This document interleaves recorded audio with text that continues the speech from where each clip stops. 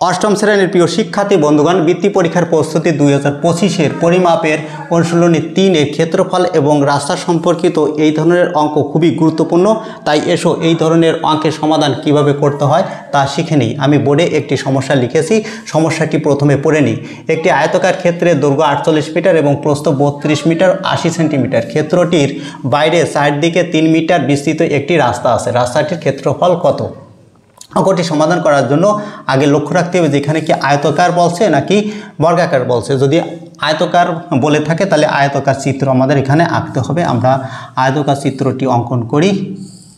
এখানে আয়তাকার ক্ষেত্রটির দৈর্ঘ্য কত? 48 মিটার আর প্রস্থ দেওয়া আছে কত? 32 মিটার 80 সেন্টিমিটার। এইবার কি বলছে, আরও একটি বিষয় খেয়াল রাখতে হবে যে বাইরে বলছে না ভিতরে বলছে। যদি বাইরে বলে তাহলে বাইরে আমাদের রাস্তা অঙ্কন করতে হবে, আর যদি ভিতরে বলে তাহলে ভিতরে অঙ্কন করতে হবে।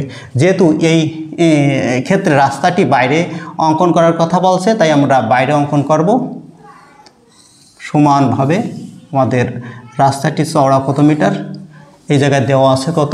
3 মিটার চওড়া বা বিস্তৃত একটি রাস্তা আছে। তাহলে লক্ষ্য করতে হবে যে এই পাশেও কিন্তু আমাদের 3 মিটার আর এই পাশেও 3 মিটার কিন্তু বিস্তৃত হয়েছে দৈর্ঘ্য প্রস্থে। আমরা খেয়াল করি এইভাবে আমাদের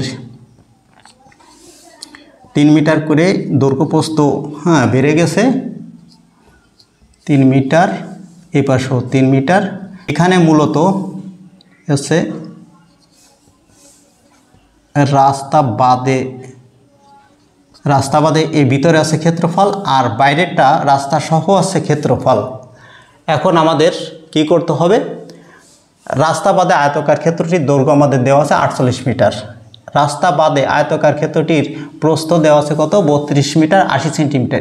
দৈর্ঘ্য প্রস্থকে একই এককে নিয়ে আসতে হবে। তার জন্য আমরা কি করব? এই 80 সেন্টিমিটারকে 100 দ্বারা ভাগ করে আমরা প্রস্থকে মিটারে প্রকাশ করলাম।